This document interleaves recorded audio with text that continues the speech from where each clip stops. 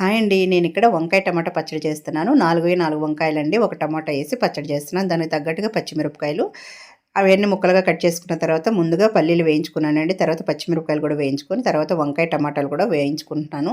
ఇదిగోండి ఈ విధంగా టమాటాలు కూడా వేసేసి, వంకాయలు కూడా వేసేసి సిమ్‌లో పెట్టి మూత పెట్టానండి. ఇప్పుడు ముందుగా అయితే రోలు కడుక్కొని పల్లీలు శుభ్రంగా నూరుకున్నానండి. ఆ తర్వాత పచ్చిమిరపకాయలు కూడా వేసేసుకుంటున్నాను. ఈలోపు కొంచెం గల్లుప్పు కూడా వేస్తున్నానండి. ఇప్పుడైతే టమాటాలు కూడా మగ్గిపోయినాయి కాబట్టి ఒకసారి కలిపి స్టవ్ ఆఫ్ చేశాను. ఆ తర్వాత చింతపండు వేశానండి.